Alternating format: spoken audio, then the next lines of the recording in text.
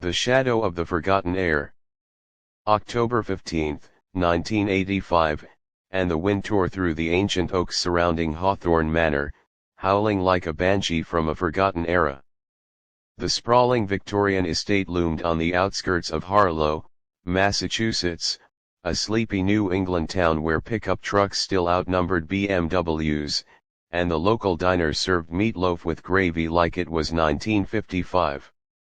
The manor's turrets stabbed at the darkening sky, its stone walls cloaked in ivy that clung like secrets. Elias Hawthorne, 78, the grizzled patriarch, had summoned his family for what he called the final accounting. A World War II veteran who turned a soldier's grit into a fortune in steel and real estate, Elias carried the weight of his years in his rheumy eyes and gnarled hands. Rumors of smuggled Nazi gold and wartime affairs trailed him like cigarette smoke, and tonight, with a storm brewing, those secrets seemed ready to break.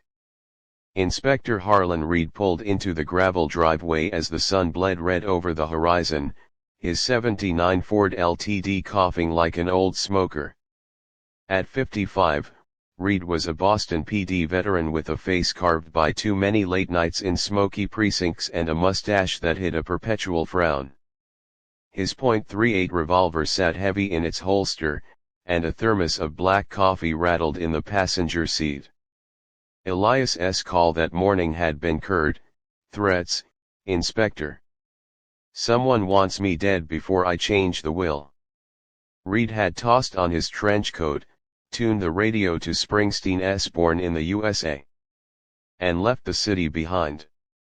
The 1980s were restless Reagan's voice on the airwaves promising strength, the Cold War simmering, personal computers blinking to life in suburban dens, but Harlow clung to its post-war roots, where men still wore fedoras unironically.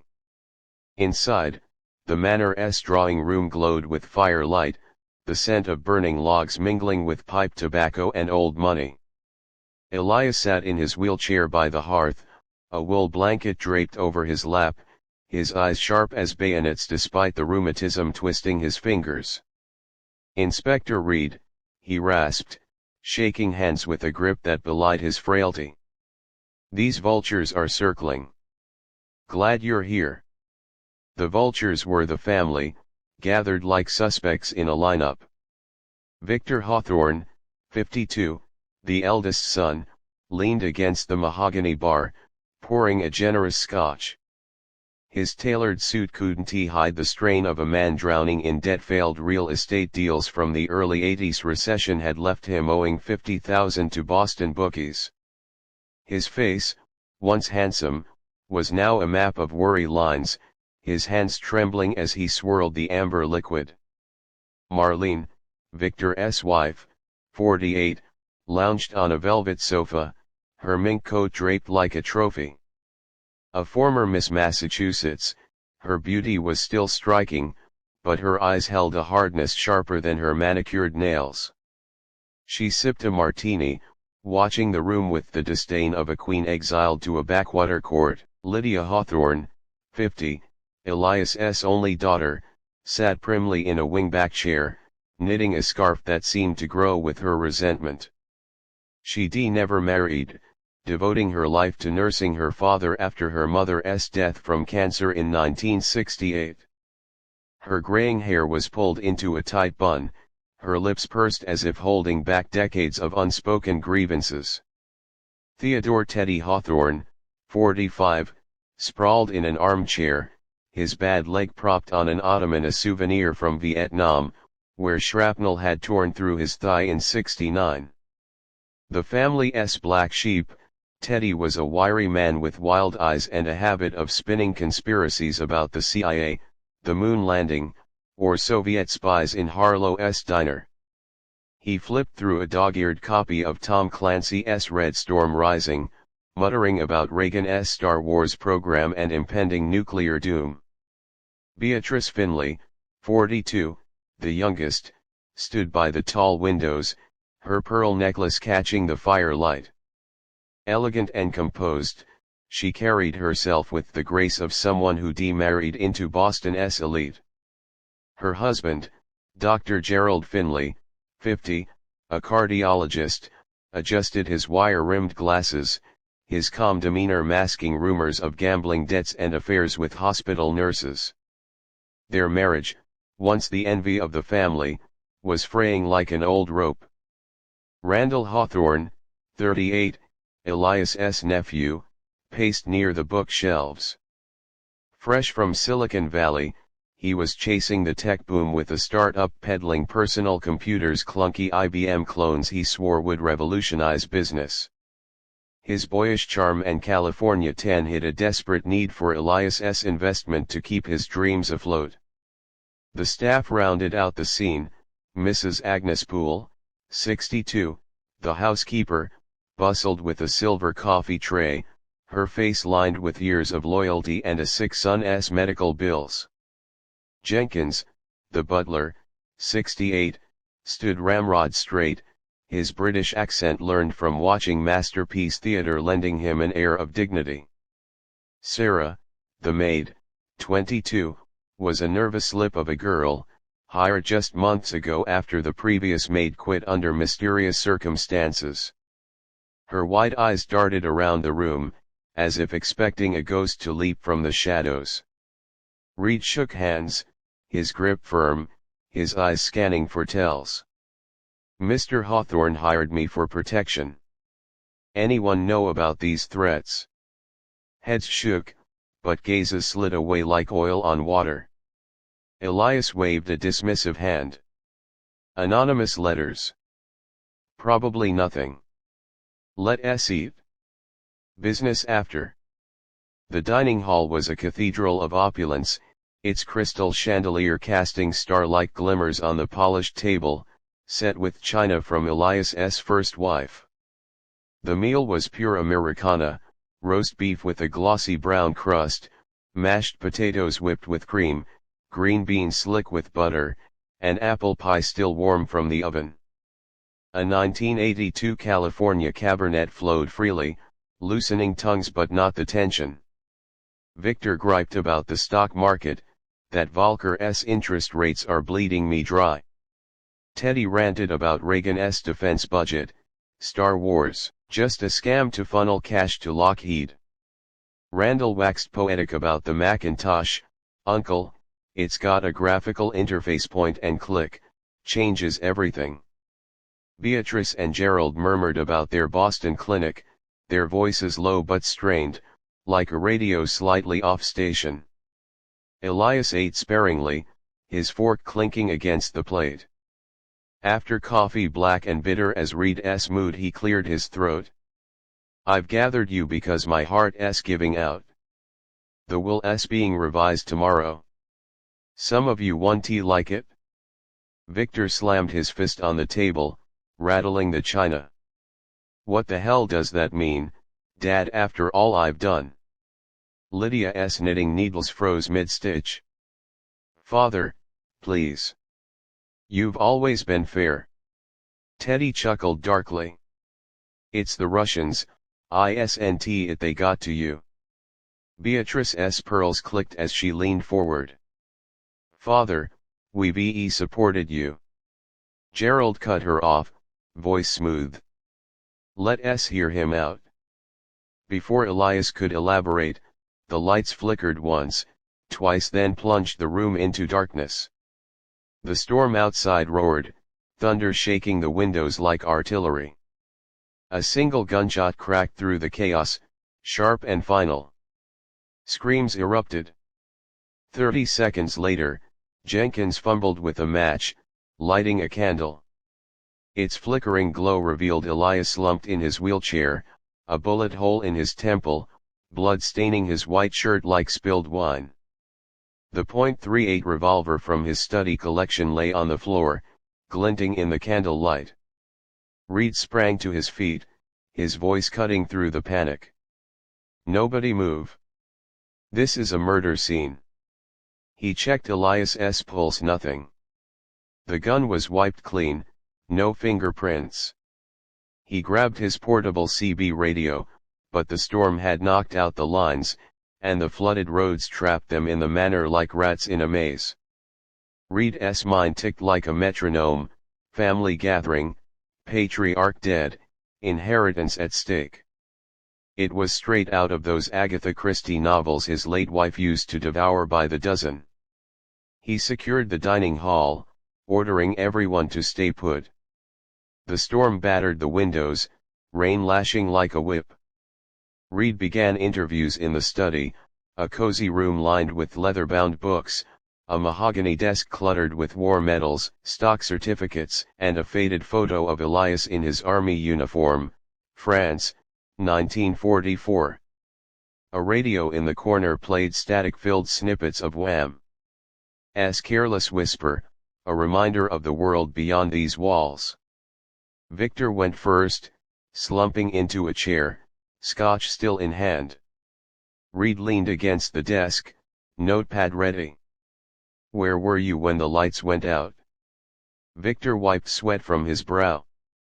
"At the table, reaching for my glass. Heard the shot, that's all. Dad was cutting me out, I know it. My business is bust, Inspector. I owe 50,000 to bookies in the North End. He refused a loan last month. But I didn't kill him." Reed noted the desperation, the way Victor's eyes flicked to the door. "Alibi. Marlene was right beside me. Ask her." Marlene sauntered in, lighting a Virginia Slim, her mink coat trailing like a cape. "Victor's a fool, not a killer," she said, exhaling smoke. "I was sipping my wine when it went dark. This family's poison, Inspector." Elias doted on Lydia, the martyr. "Beatrice thinks she's above us because she married a doctor.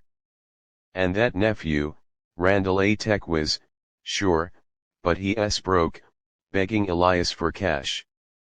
Her voice dripped venom. Reed pressed, "You and Victor fight about money."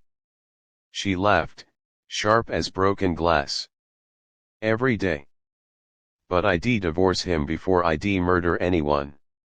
Lydia entered next, her knitting clutched like a shield. Her hands trembled as she sat. "I was across from Father. The dark came, then the shot. I've given my life to him, nursing, cooking, everything. He promised me this house, said I'd earned it. But lately, he talked about giving it all to charity. Said I needed to live my own life. As if at 50 I could just start over." Tears welled, but her jaw was set. Reed softened his tone. "Any enemies in this room?"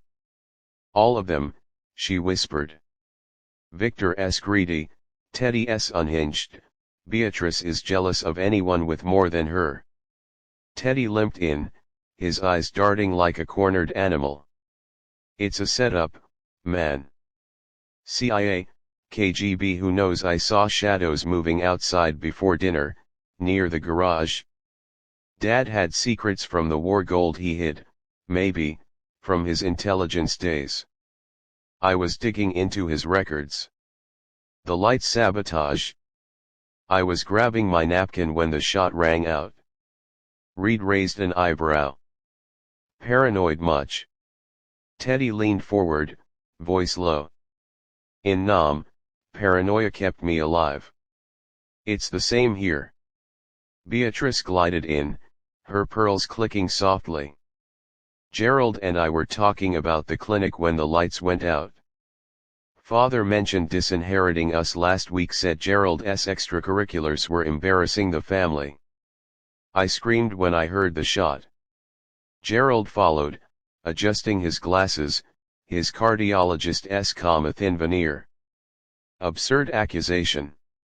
I treated Elias's arrhythmia, prescribed beta blockers. Why would I kill my patient? I was beside Beatrice. Yes, I've got debts, poker nights at the club. Elias threatened to report a prescribing error to the medical board.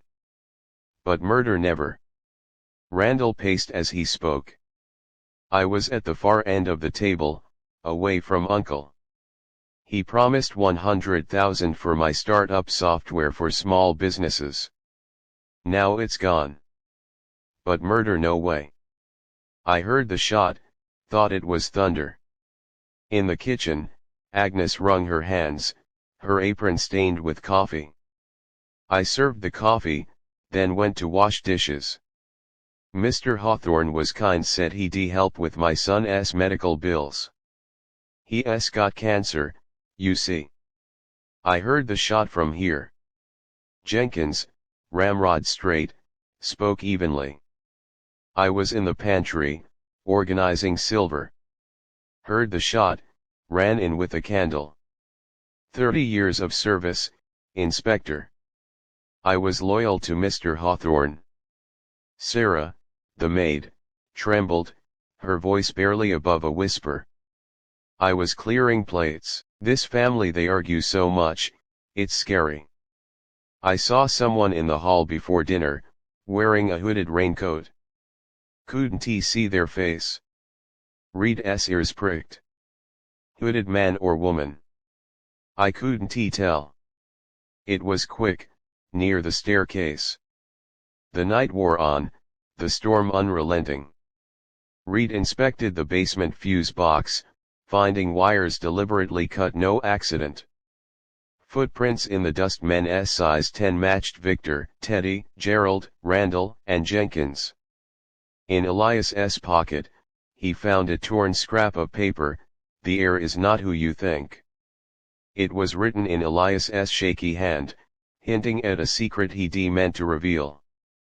Reed retreated to his guest room, pouring a finger of whiskey from a flask. The radio crackled with news of Gorbachev and Reagan's upcoming summit, but Reed's mind was on the case. Motives swirled like the storm: Victor's debts, Lydia's sacrificed youth, Teddy's paranoia, Beatrice's jealousy, Gerald's secrets, Randall's ambition, Agnes's desperation, Jenkins's quiet loyalty, Sarah's fear. The gun was from Elias's desk drawer. Someone knew where to find it. The power outage gave them cover, but only 30 seconds. A planned hit. Morning broke, the sky clearing to a pale blue, but the roads remained flooded, backup still hours away.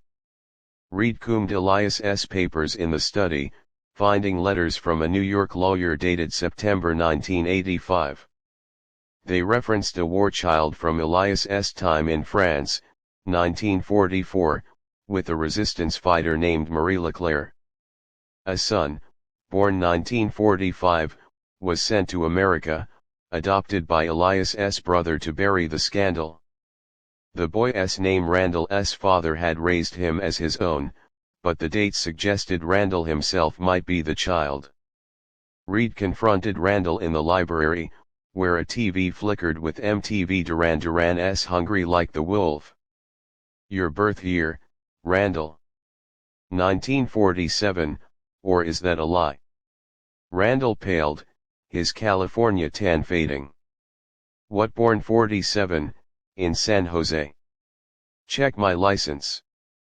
But an attic trunk held the truth, letters from Elias confessing the child was born in 1945, named Randall after Elias's middle name, adopted by his brother. Randall was 40, not 38, fudging his age to charm Silicon Valley investors. Did he know he was the heir? Elias was about to tell him, but Teddy had found the letters first, digging through war records for his conspiracy theories. Lunch was a grim affair, sandwiches slapped together in the kitchen. Tensions boiled over. Victor pointed at Teddy. You crazy vet, always snooping in Dad's papers. You wanted his secrets for your nutjob theories. Teddy swung, his fist clipping Victor's jaw. Reed yanked them apart, his patience thinning. Enough. Someone here's a killer, and I'm close to finding out who. Marlene pulled Reed aside in the hallway, her perfume cloying. Victor's innocent, Inspector. But Lydia, she hates us all. She's been whispering to Elias, turning him against us. Reed brushed her off, but her flirtation lingered like a bad aftertaste. He searched the study again, noticing Teddy's novel had underlined passages about hidden passages in old mansions. Behind the bookshelf, he found a panel that clicked open, revealing a narrow staircase to the basement. Dust was disturbed, and a monogrammed glove J lay on the steps, a speck of blood on the cuff. He confronted Jenkins in the pantry. "This yours?" Jenkins stiffened, his accent crisp. "Yes, sir. Must have dropped it cleaning the basement last week." "Reed, didn't he buy it?" "The blood was fresh." That night, a scream shattered the silence. Reed ran to Teddy's room, finding him sprawled on the floor, a letter opener from the study desk buried in his back. A note was pinned to his shirt, "Knew too much." The wound was clean, from behind no struggle. Teddy had trusted his killer. The family gathered in the drawing room, panic thick as fog. Reed locked the doors, but the killer was inside. He searched Teddy's belongings, finding scribbled notes about war gold Elias allegedly smuggled from Nazi caches in '44. Teddy believed it was hidden in the manor, but a search of the basement and attic turned up nothing but cobwebs and old furniture. Sarah vanished that morning. Reed found her hiding in the attic, curled behind a trunk. "I saw Lydia with the gun earlier," she whispered. "She said she was cleaning it, but it scared me." Lydia, the dutiful daughter. Reed checked her knitting bag in her room. Gun oil stains on the yarn. But a residue test, using a kit from his car, showed traces on Gerald's hands, likely from handling medical supplies, not a gun. The clues were piling up, pointing everywhere and nowhere. By the third day, the roads were clearing, and Reed sensed the killer's desperation. He gathered everyone in the drawing room, the fire crackling, a radio softly playing Phil Collins' "In the Air Tonight." He paced, his boots thudding. Elias was killed to stop the will change. The note, "The heir is not who you think," pointed to a secret. "Jenkins, it's you." Gasps rippled through the room. Jenkins's face went ashen. "What?" Reed held up the glove. "Elias's father had an affair with your mother, a maid, in 1917. You were born that year, raised as staff to hide the shame. Elias knew, planned to give you half the estate. But you wanted it all. You cut the fuses, shot him in the dark, wiped the gun. Your footprint in the basement, your glove in the passage. You stabbed Teddy, who found your birth record in the attic."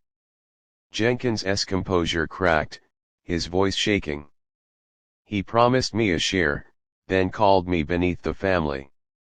I deserved it?" Sarah screamed, "No. I shot him."